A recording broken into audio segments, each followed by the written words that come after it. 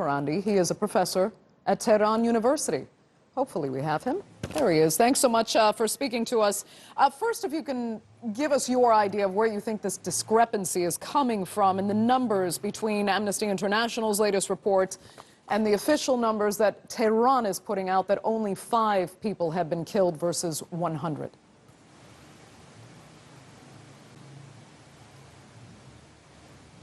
Well, Iran never gave such a figure. At least 5 police officers and officers patrolling the streets have been killed. And so maybe there's a confusion in the number. But this is definitely not an uprising. Even in the clips that you've just shown, you don't see large numbers of people. These were very well-organized groups. They were very well equipped. They were very efficient. Within less than 48 hours, they destroyed 300 banks. And obviously the assets were taken in many occasions, in most occasions. They destroyed tens of public buses, tens of ambulances, over 100 petrol stations. And they were egged on by Persian language media that is broadcast from the West, both public funded, such as the BBC Persian and VOA, as well as those that are private but funded by Western government. So the protests actually existed on the first day in different cities, but those were peaceful. And then the rioters came in, and these well-organized groups. The protesters quickly left the scene because they knew what was happening, and for 2 days we had real violence. These people were carrying swords, they were carrying iron bars, and many of them also had weapons. Okay. You can take issue with, the people that the officials are describing as the rioters and whose actions you've described and obviously condemned. That's understandable, but these protests are really part of a series of protests that have been taken to the streets now for years. Public discontent over government action, this latest being the rise in fuel price.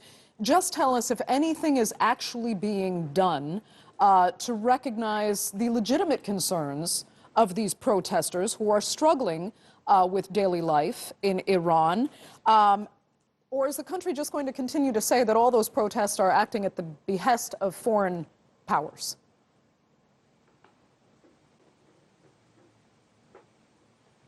No, no one in Iran said the protests are acting at the behest of foreign powers. No official has said that whatsoever. In fact, they have always said that there is both the foreign administration interference, as well as the opponents of the administration, parliamentarians. No, they did not say anything about the protesters. They were talking about the rioters. You have to make a distinction. There were the protesters that we had in large numbers in different cities on day 1, but they disappeared on day 2. And on day 2, the violence began. And there were small groups that were all over different cities, groups of 50, 100, 150 here and there, very well organized, very well trained, and very well equipped. Okay. Some of them would take out banks in I understand. So 10 to 20 minutes. You are drawing a and distinction the next there. bank. But I would also like to, so the government, no, I'm saying the government and the opposition, parliament, everyone draws a clear distinction. Understood. And many are criticizing the government for the way in which this was carried out. But of course, I also have to point out about Amnesty International, that Amnesty International and Human Rights Watch, they are closely associated with the U.S. government. The former head of Amnesty USA was a very close friend of Hillary Clinton. Amnesty International, during a NATO conference in Chicago, they invited Madeleine Albright as their keynote speaker. She was the same person who, when asked about 500 Iraqis dying due to the sanctions and whether it was a price worth paying, she said it was. So Amnesty, when it comes to human rights, is very biased. I understand your issues with Amnesty. I want to get back on the track of what the government is actually doing to recognize the protesters that you also deem legitimate, with legitimate complaints. What is being done to address their demands?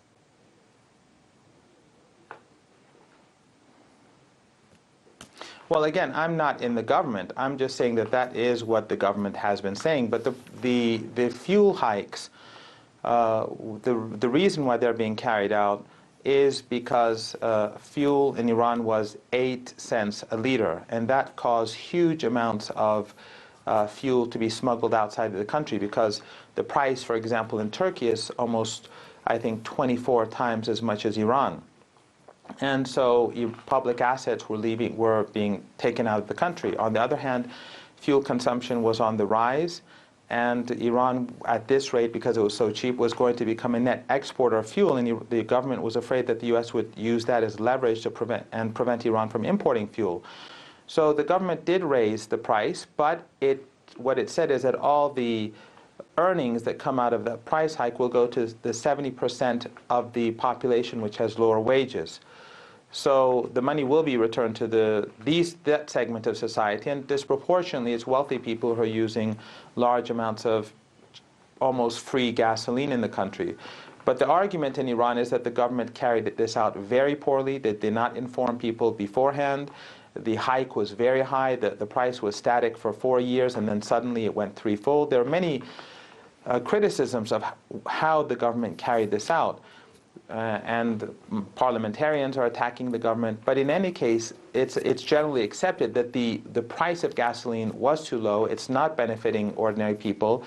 But again, a clear distinction was made from day one about peaceful protesters. There were no attacks on the peaceful protesters.